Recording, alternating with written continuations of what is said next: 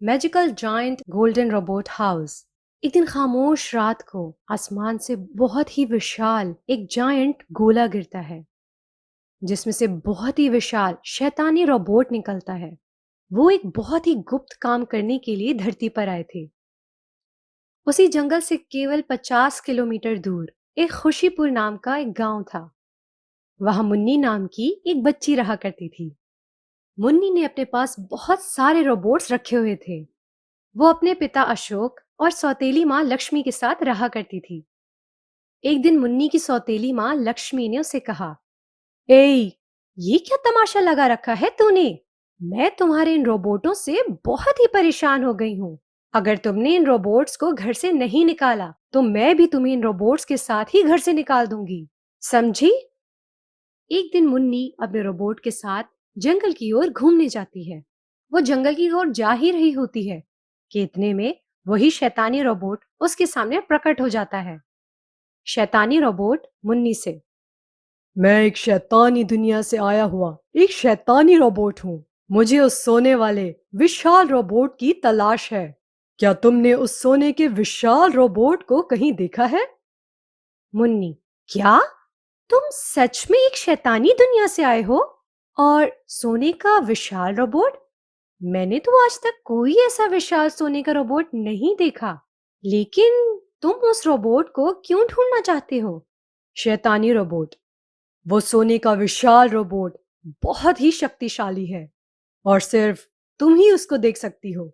मैं उसको नहीं देख सकता कि वो कहाँ छुपा बैठा है।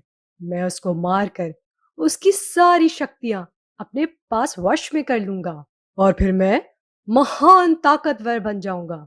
अगर तुम मुझको उस विशाल रोबोट को ढूंढने में मेरी मदद करोगी तो उसकी कुछ शक्तियां मैं तुमको भी दे दूंगा। मुन्नी लालच में आ गई। ठीक है, मैं उसको ढूंढने में तुम्हारी मदद करूंगी। मुझे कल तक का समय दो। मैं उस सोने के विशाल रोबोट के बारे में पता करके ठीक इसी ही जगह कल तुम्हें मिलूंगी। बाद में मुन्नी उस सोने के विशाल रोबोट को ढूंढने में लग जाती है और कुछ सोचने लग जाती है। मैंने उस शैतानी रोबोट को कह तो दिया है, लेकिन मैं उस शैतानी रोबोट की हरगिज मदद नहीं करूंगी। रोबोट की जान को उस शैतानी रोबोट से खतरा है। मुझे उसको ढूंढ के सारी बातें उसको बतानी होंगी।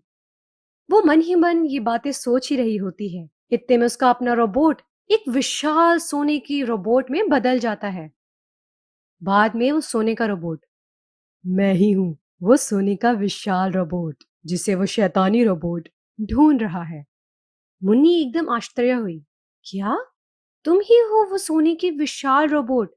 इतने समय से तुम मेरे साथ हो और मुझे आज तक इस बात का पता ही नहीं लगा। अब उस शैतानी रोबोट को मजा चखाना ही पड़ेगा। वो शैतानी रोबोट मुझे मारकर हमारे गोल्डन रोबोट हाउस पर कब्जा करना चाहता था। इसी जंगल की जमीन में एक मणि छुपी हुई है और उसी मणि की मदद से ही हम उस शैतानी रोबोट को हरा सकते हैं। लेकिन उस मणि को सिर्फ तुम ही हासिल कर सकती हो।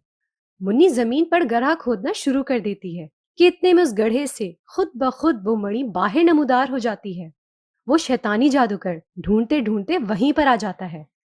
मुन्नी फौरन से उस मणि का इस्तेमाल कर देती है और वो शैतानी रोबोट एक पिंजरे में कैद हो जाते हैं और वो शैतानी रोबोट गायब हो जाता है।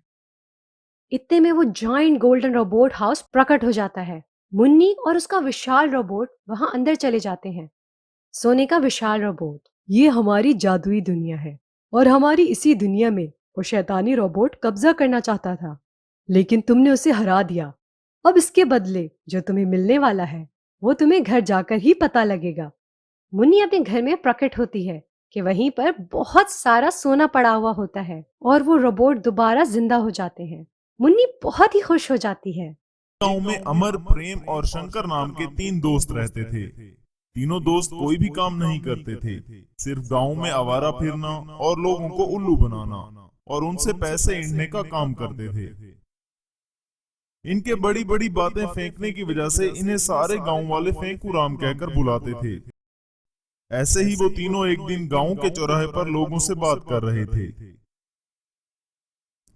तीनों दोस्तों में से अमर ने कहा, अरे भैया, हम तीनों के पास जादुई रोबोट हैं जिनसे पैसा, सोना और हीरे निकलते हैं। और हाँ भैया, अगर आपको इनमें से पैसे, सोना या हीरे चाहिए हो तो आपको हमें बस 10,000 देने होंगे।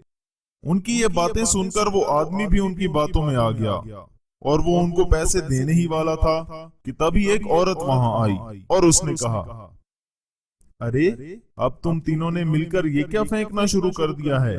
भैया, आप इन तीनों की बातों में मत आइए। ये हमेशा ऐसी ही बातें करके लोगों को फंसाते रहते हैं। उस औरत के बीच में आकर उस आदमी को रोकने की वजह से प्रेम ने कहा, अरे यार, ये औरत भी ना, इसे भी इसी वक्त बीच में आना था, सारा खेल बिगाड़ दिया हमारा। तभी उस औरत ने उनसे कहा, अरे आप तीनों कोई काम क्यों नहीं करते? और वैसे भी जादू वादू कुछ नहीं होती, समझे? ऐसा कहकर वो औरत वहां से चली गई। लेकिन इन तीनों की कही हुई रोबोट की बातें पूरे गांव में फैल गईं। गांव के पास ही एक जंगल था और उस जंगल में रहने वाले गब्बर नाम के डाकू को भी इस बारे में पता चल गया और उसने कहा, हमें हर हाल में वो जादुई रोबोट हासिल करना होंगे, उसके बाद ही मैं इस दुनिया का सबसे अमीर आदमी बन सकता हूँ। जादुई रोबोट चुराने के लिए अपने साथियों के साथ इसने एक प्लान बनाया और उसी रात उसने गांव पर हमला कर दिया।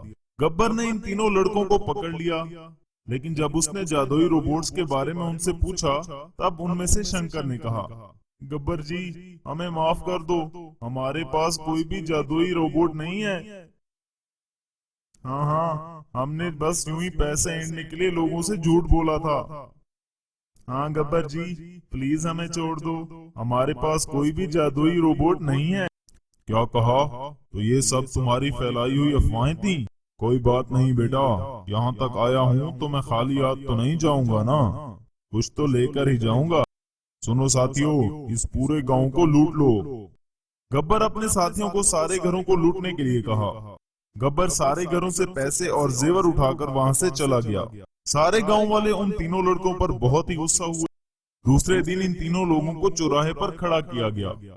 एक गांव वाले ने कहा, आज इन तीनों की वजह से हम लुट गए।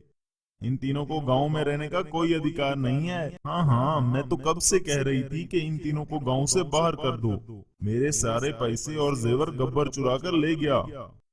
गांव वालों ने इन तीनों को गांव से बाहर निकाल दिया।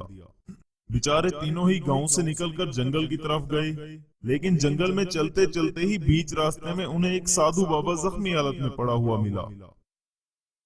तभी अमर ने कहा, अरे देखो, यहाँ एक साधु बाबा पड़े हुए हैं और ये जख्मी हैं।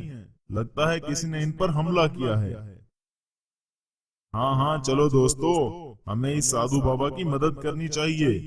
ऐसा कहकर वो तीनों साधु बाबा के पास गए। साधु बाबा को उठाकर उन्होंने एक पेड़ के पास रख दिया, उन्हें पानी पिलाया और उनके जख्मों पर जंगल की जड़ी बूटियों का मरहम लगाया। थोड़ी ही देर में साधु बाबा होश में आ गए। साधु बाबा एक अंतर्यामी थे। इन तीनों की तरफ उन्होंने बड़े ध्यान से देखा और वो सारी बात समझ गए कि इन तीनों के साथ क्या क्या हुआ है। तभी साधु बाबा ने कहा, आप तीनों का बहुत धन्यवाद बच्चों, तुम तीनों ने लोगों से पैसे ऐंठने के लिए जो बात गांव में फैलाई थी, अब वो सच हो जाएगी। बाबा, पर आपको ये बात कैसे पता चली? अरे बच्चों, मेरी ये हालत भी तुम्हारी वजह से हुई है। गब्बर मिला था मुझे रास्ते में, उसे लगा कि मेरे पास रुपए पैसे होंगे। जब उन्हें कुछ नहीं मिला तो उन्होंने मुझे खूब मारा और वो चला गया।